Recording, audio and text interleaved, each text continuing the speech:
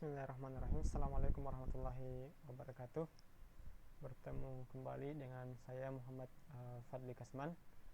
Pada video kali ini kita akan masuk kepada pembahasan berikutnya, yaitu topologi daripada artificial neural network atau jaringan saraf tiruan. Pada kesempatan kali ini kita berada pada bagian bagian topologi dan juga komponen-komponennya, yaitu pada titik 21.1 kemudian 21.2 pada buku yang sama, karya dari Ivan Nunes da Silva dan kawan-kawan. Baik, terkait dengan arsitektur dari jaringan saraf tiruan. Pada dasarnya bahwasanya arsitektur dari artificial neural network ini menunjukkan bagaimana neuron-neuron tersusun dan hubungannya satu sama yang lain. Pada penjelasan kali ini akan dijelaskan terkait dengan topologi atau arsitektur dari sebuah neural network. Bahwa bukan hal yang tidak mungkin jika satu jaringan saraf buatan ini memiliki dua buah arsitektur yang berbeda. Dalam hal melakukan training model arsitektur, tentunya diperlukan proses untuk menyesuaikan weight dan threshold untuk mendapatkan akurasi yang tinggi. Baik, komponen utama atau arsitektur utama dari jaringan saraf tiruan terdiri dari tiga lapisan. Kita bahas satu persatu. Yang pertama ialah input layer.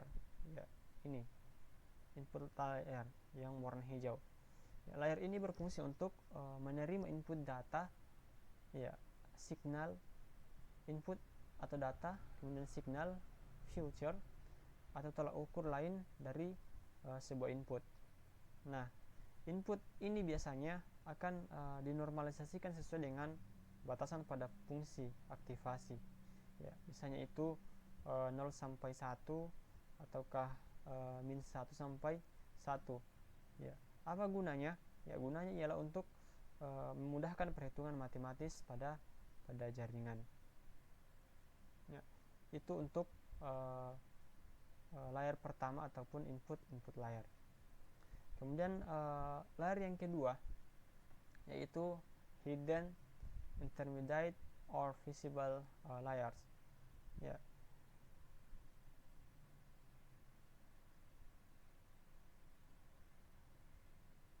Layer ini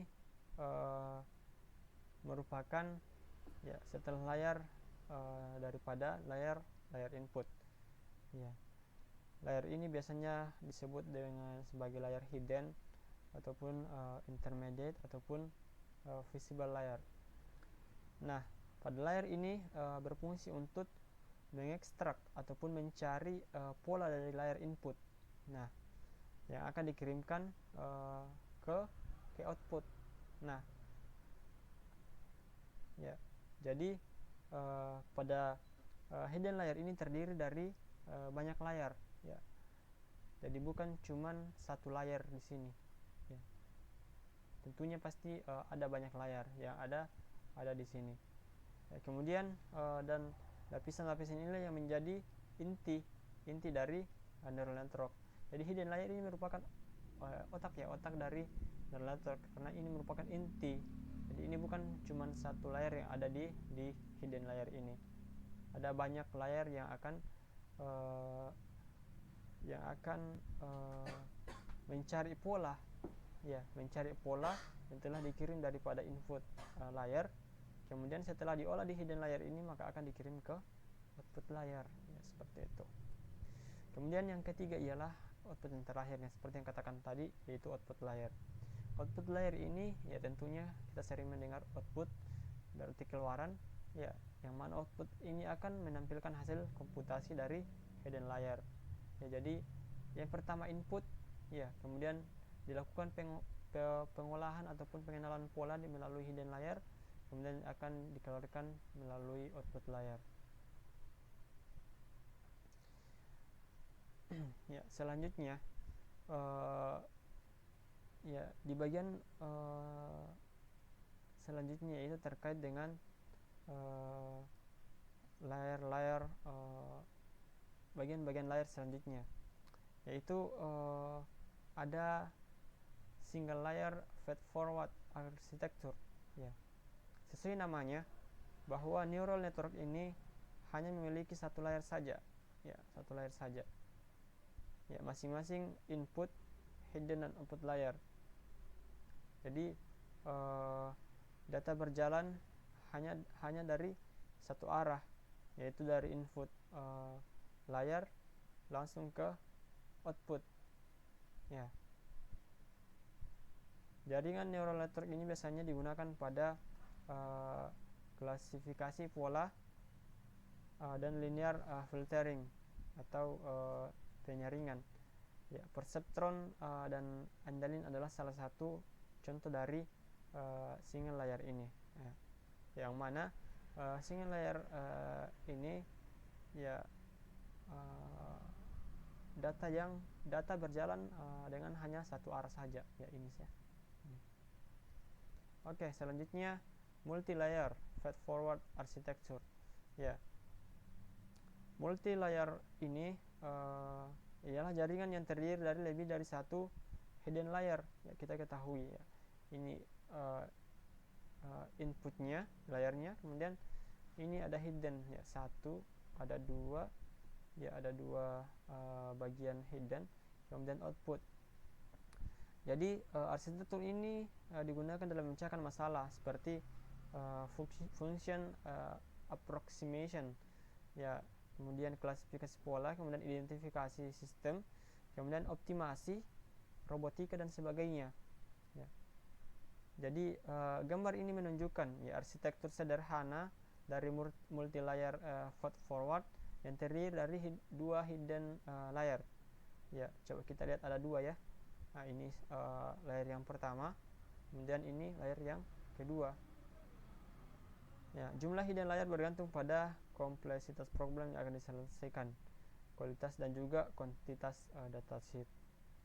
Kemudian selanjutnya ialah recurrent or feedback architecture. Nah, pada arsitektur ini output dari satu neuron, ya, ini ya, output dari satu neuron akan dijadikan input pada neuron lainnya. Ya, jadi output dari satu neuron, misalnya ini ya, output dari satu neuron ini, ya, akan dijadikan input pada neuron lainnya. Ya, dia akan kembali untuk dijadikan sebagai input, sehingga feedback ini akan membuat informasi dalam jaringan menjadi dinamis, ya, sehingga arsitektur ini dapat digunakan seperti time series prediction, ya, identifikasi dan optimasi sistem, proses kontrol dan sebagainya. Kemudian selanjutnya ialah mesh architecture. Ya. Mesh architecture. Ya, fitur utama dari mesh architecture ini ialah menentukan susunan ruang bagi neuron untuk proses feature extraction. Ya, extraction. Proses ini akan mempengaruhi langsung kepada weight dan threshold jaringan. Arsitektur ini mencakup data clustering, pengenalan pola, pengoptimalian sistem dan lain-lain. Jaringan kohonen merupakan contoh yang tepat untuk arsitektur ini. Ya, proses training datanya dilakukan secara kompetitif. Itu untuk mesh arsitektur. Jadi pada intinya teman-teman bahwa arsitektur dari neural network ini terdiri dari arsitektur utama yang terdiri dari 3 layer, yaitu input layer, kemudian hidden layer, kemudian output layer. Jadi semakin banyak hidden layer, maka akurasi untuk menyelesaikannya pun semakin tinggi, karena di bagian hidden layer bukan ataupun tidak hanya terdiri dari satu layer saja kan, tetapi bisa lebih dari satu layer. Untuk dilakukan pengenalan pola dari pola yang di input sebelumnya, kemudian dilakukan pengenalan pola di bagian hidden, kemudian akan dilakukan output pada bagian output layer. Nah, kemudian pada bagian-bagian arsitektur juga terbagi atas beberapa bagian, yaitu ada single layer, kemudian ada multi layer, kemudian ada recurrent or fabric arsitektur, kemudian ada mesh arsitektur. Mungkin itu saja pembahasan kita pada video kali ini. Semoga bermanfaat. Kurang lebihnya mohon dimaafkan. Assalamualaikum warahmatullahi wabarakatuh.